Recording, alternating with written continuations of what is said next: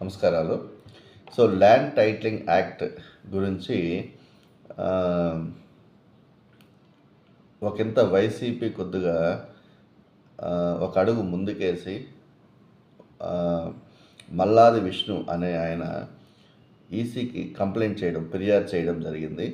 ఎందుకంటే దీన్ని గురించి ప్రత్యర్థులు టీడీపీ కూటమి కావచ్చు, టీడీపీ పార్టీ కావచ్చు, జనసేన పార్టీ కావచ్చు, ప్రత్యర్థులు చాలామంది దీని గురించి ఒక ఫేక్ న్యూస్ అయితే ప్రచారం చేస్తున్నారు. తప్పుడు ప్రచారం ప్రజల్లోకి తీసుకెళ్తున్నారు అనే ఒక ఉద్దేశంతో ఈసీకి ఫిర్యాదు చేయడం జరిగింది.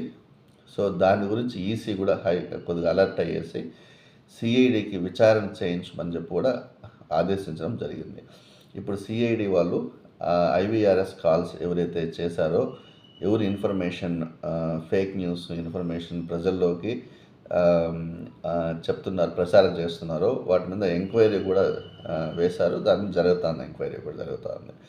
సో ఈ మొత్తం ఎపిసోడ్ మీద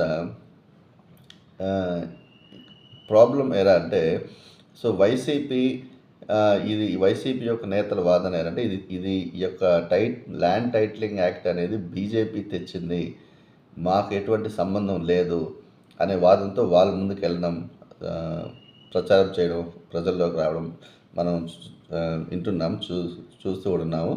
సో ఏదైనా కూడా ఈ డ్యామేజ్ అనేది ప్రజల్లోకి ఇప్పటికే గ్రౌండ్ లెవెల్లో విచారిస్తే దాదాపు ఒక 70% వరకు ప్రజలు ఈ యొక్క చట్టాన్ని, ల్యాండ్ టైటిలింగ్ యాక్ట్ని వ్యతిరేకిస్తున్నారు అనటంలో ఎటువంటి సందేహం లేదు.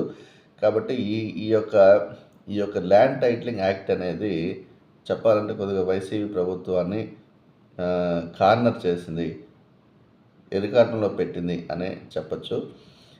ఈ యొక్క అభిప్రాయాలు రేపు ఏది నిజాలు, ఏది అబద్ధాలు, ఏవి ఫేక్, ఏవి ఇది ఉన్నా కానీ, సో ఇప్పటికీ ఎన్నికల ముందుకు పరిస్థితుల్లో ఇలాంటి సిచ్యువేషన్ రావడం అనేది కొద్దిగా వైసీపీ పార్టీకి డ్యామేజ్ అనే చెప్పుకోవాలా, ఒక చావు దెబ్బగా మారిందనే చెప్పుకోవాలి.